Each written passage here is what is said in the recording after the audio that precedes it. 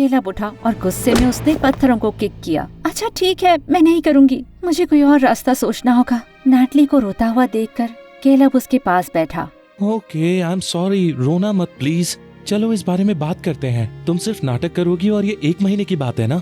और तुम्हें यकीन है वो इसके लिए बहुत सारे पैसे देगा? हाँ, मैं बस एक नकली गर्लफ्रेंड रहूंगी। वैसे भी उस गधे से तो मुझे कभी प्यार नहीं होगा। अच्छा ठीक है, फिर कर सकती हो, पर मेरी एक शर्त है। क्या शर्त है? वो तुम्हें छू नहीं सकता है। नैटली को हैरानी हुई कि केलब को जलन हो रही थी, पर वो चाहता है कि मैं सबको कन्विंस करूं कि हम डेट कर रहे हैं। ऐसा हम कैसे करेंगे अगर हाथ भी नहीं पकड़ सकते? मैंने भी रियलाइज किया कि ये बेवकूफी भरी बात है, जाने दो। ये बस एक नाटक है केलब, कसम से। और मैं भी तुम्हें थोड़ा पेमेंट दूंगी तुम्हारी माँ के इलाज के लिए। नैट नहीं, तुम इसके लिए काम करोगी, मैं नहीं। हमने वादा किया था कि एक दूसरे की मदद करेंगे, याद है? बस 1 महीने के लिए मेरा साथ दो और तुम्हारी माँ के इलाज के लिए पैसे आएंगे। मैं तुम्हें सपोर्ट करता हूँ, बिल्कुल, तुम मेरी हो। हमेशा। अगले दिन ड्यूक से मिलने के लिए नैटली नर्वस थी। जब वो कैफे पहुंची तो वो वहाँ पहले से था। तुम 7 मिनट लेट हो। चलो, सबसे पहला काम, तुम्हें मेरे स्कूल में ट्रांसफर होना होगा। क्या ये जरूरी है 1 महीने के काम के लिए? हाँ जरूरी है, चिंता मत करो, मैं तुम्हें आराम से ट्रांसफर करवा दूंगा। मेरी फैमिली के बड़े कनेक्शंस हैं। ओह हाँ, तुम्हारी फैमिली तो राज करती है यहाँ पर, कैसे भूल सकती हूँ मैं। ये रहा कॉन्ट्रैक्ट, पढ़ो और साइन करो। कॉन्ट्रैक्ट छोटा और सिंपल था। 1 महीने का कॉन्ट्रैक्ट था, पर चाहे तो बढ़ा सकते थे। और अगर उसने कॉन्ट्रैक्ट तोड़ा तो उसे ड्यूक को $50,000 लौटाने पड़ेंगे। इस गधे ने मुझे फंसा दिया था और अब मैं पीछे भी नहीं हट सकती थी। पर मैं इसे आसान नहीं बनाऊंगी। वो विश करेगा कि काश मैं उसकी गर्लफ्रेंड ना होती। काम के पहले दिन वो हैरान हो गई देख के कि ड्यूक का स्कूल कितना बड़ा था और सबने ऐसे कपड़े पहने थे जो उसके घर से ज्यादा महंगे लगते थे। जब वो मेन बिल्डिंग की तरफ जाने लगी तो एक फैंसी स्पोर्ट्स कार तेजी से उसके सामने से गई। नैटली का मुंह खुला हो गया जब ड्राइवर बाहर निकला। वो ड्यूक था और बहुत हैंडसम लग रहा था। लड़कियां आसपास मंडराने लगी, पर वो हैरान हो गई जब ड्यूक आगे बढ़ा और नैटली के पास गया। ये रही तुम? रात को अच्छे से सोई? मैं नहीं, क्योंकि मैं पूरी रात तुम्हारे बारे में सोच रही थी। इतनी अडोरेबल बनना बंद करोगी 1 सेकंड के लिए? मैं मर जाऊंगा। डूड, ये कौन है? ये नैटली है, मेरी गर्लफ्रेंड। एक कोने में ड्यूक की बहन हार्पर गुस्से से उबल रही थी। दुनिया की सारी लड़कियां मर गई थी जो उसे चुन लिया। उस भिखारी लड़की को कई बार फार्म पर देखा है मैंने। ड्यूक इतना स्टूपिड कैसे हो सकता है? क्लास जाते समय नैटली ने अचानक ड्यूक को एक कोने में खींचा। तुमने मुझे किस क्यों किया? कर क्या रहे हो तुम? चीजें कन्विंसिंग बना रहा हूँ। जो कॉन्ट्रैक्ट साइन किया था उसे पढ़ा भी था। हाथ पकड़ना, गाल और माथे पर किस करना अलाउड है। नैटली ने उस पार्ट को सीरियसली नहीं लिया था। वो और सवाल पूछना चाहती थी, पर उसे कॉन्ट्रैक्ट की वो लाइन याद आई, पर्सनल सवाल मत पूछना। बाद में उस दिन जब वो अपनी चीजें लॉकर में डाल रही थी, हार्पर वहाँ पर आई अपने दोस्तों के साथ। क्या ये सिर्फ मैं हूँ या लगता है कीचड़ यहाँ पर आ गया है? हाँ, बदबू तो गोबर की ही आ रही है। किसान की बेटी, तुम्हें देखा ही नहीं मैंने। मुझे यकीन है तुमने मुझे देखा है हार्पर। ज्यादा स्मार्ट मत बनो, समझी? मेरे भाई की गर्लफ्रेंड हो, इसका मतलब ये नहीं कि तुम्हारे साथ अच्छी बनूंगी मैं। पर अच्छी बन सकती हो एक अच्छा इंसान होने के नाते, या ये चीज तुम्हें आती ही नहीं है? नैटली ये कहकर जाने लगी, पर हार्पर को गुस्सा आया और उसने उसके बाल खींचे। तेरी तो क्या चल रहा है यहाँ? अपनी गर्लफ्रेंड से कहो अपनी औकात में रहिए। और इसे तुम डेट कर भी क्यों रहे हो? खेत में दिखी पहली लड़की पर ही दिल आ गया क्या तुम्हारा? अपनी जबान को लगाम दो हार्पर, क्या कमी है उसमें? ये बिल्कुल परफेक्ट है। तुम किसी को भी चुन सकते थे ड्यूक, ये हमारी जैसी बिल्कुल नहीं है। मैं उस पर अपनी सांस बर्बाद नहीं करूंगा जो पूरा दिन बस बैग और पिंक के शेड के बारे में बात करती है। नैटली उससे कहीं ज्यादा इंटरेस्टिंग है। वाह, वो काफी अच्छा एक्टर था, पर यहाँ बड़ी बेइज्जती हो रही है मेरी। अब तो पक्का करना होगा कि ड्यूक को इस फैसले का पछतावा हो। ड्यूक ने सबको कहा कि नैटली से अच्छे से बिहेव करें, अपनी बहन और उसके दोस्तों को भी। और सबको मानना पड़ा क्योंकि ड्यूक तो स्कूल का किंग था। अगले दिन नैटली बनाकर लाई एम्बैरेसिंग कपल शर्ट्स दोनों के लिए, और उसने ड्यूक को वो बास्केटबॉल मैच के दौरान दी। 200वां दिन मुबारक हो मेरे बेबी किंग। सब लोग हंसने लगे और उसे लगा कि ड्यूक बहुत शर्मिंदा हो जाएगा। अब मैं समझा, ये इसलिए क्योंकि तुम मेरी पूजा करती हो। मुझे शर्ट अच्छी लगी बेब। हाँ ओके, तो चलो ये शर्ट पहनते हैं। अचानक ड्यूक गलती से गिरा और उसने अपना सारा जूस शर्ट के ऊपर गिरा दिया। ओह नो, अरे ये तो गंदी हो गई है।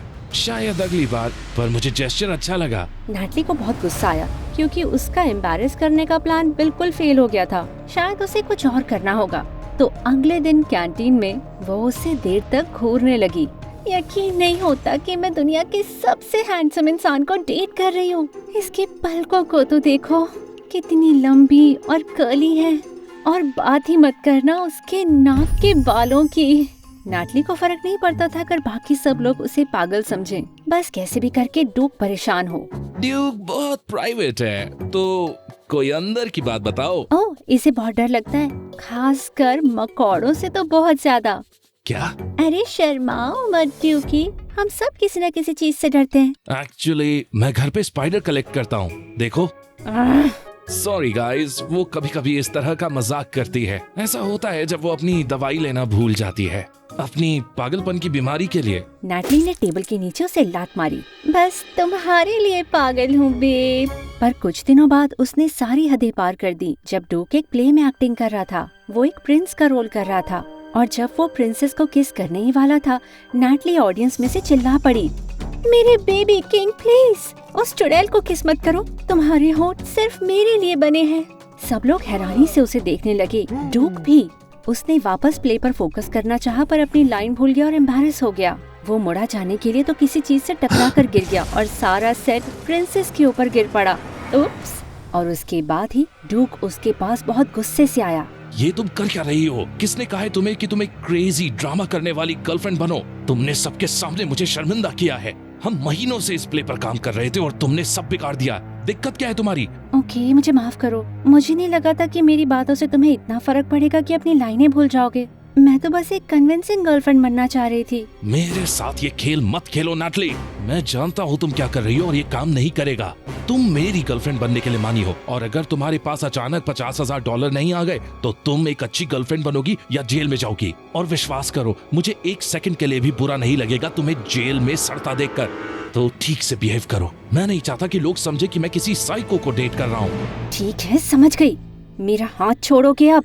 फिर नैटली ने उसे धक्का दिया और वहाँ से चली गई। ड्यूक घर पहुँचा तो उसे नैटली पर अब भी बहुत गुस्सा था, पर अपने बर्ताव के लिए उसे बुरा भी लगने लगा था। चीजें और बिगड़ने लगी जब उसने देखा कि उसकी मॉम वहाँ पर आ गई।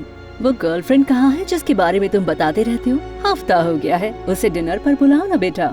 ड्यूक जानता था कि उसे और नैटली को और करीब आना होगा ताकि सब नॉर्मल लगे, वरना उसकी मॉम को एक सेकंड में पता लग जाएगा ये सब नकली है। उसने अपनी मॉम से एक हफ्ता और मांगा और अगले दिन नैटली से बात करने गया। सुनो, माफ करना मैंने तुम पर ऐसे गुस्सा किया। मुझे बस प्ले के लिए बुरा लग रहा था और मैं थोड़ा परेशान भी था, पर तुम्हारे साथ ऐसे बिहेव नहीं करना चाहिए था मुझे। I am sorry. हाँ ओके, आगे से मुझसे ऐसे बात मत करना और हम कूल हैं। नहीं करूँगा, प्रॉमिस। पर हमें स्कूल के बाद आज मिलना होगा ताकि तुम मेरे बारे में और अच्छे से जान पाओ। मॉम तुमसे जल्दी मिलना चाहती हैं और वो कुछ भी पूछ सकती हैं। अगले 3 दिन नैटली ने ड्यूक का शेड्यूल रट लिया। स्कूल के बाद वो एक्टिंग क्लासेस में जाता और वीकेंड्स पर वो शहर के अनाथालय में काम करता। एक दिन जब वो उसे घर छोड़ रहा था तो नैटली उससे कैजुअली बातें करने लगी। ड्यूक, क्या तुम प्रोफेशनली एक्टर बनना चाहते हो? मुझे लगा था तुम अपना फैमिली बिजनेस संभालोगे। हाँ, एक्टिंग मेरा सपना है। खुलकर एक्टिंग करना चाहता हूँ, पर मॉम चाहती है कि मैं खेतों पर मॉल बनाऊं और मैं ऐसा करना नहीं चाहता। मैं किसानों की मदद करना चाहता हूँ ताकि वो भी अपनी जिंदगी सुधार पाएं। उनकी जमीन लेकर उन्हें बेरोजगार नहीं करना चाहता।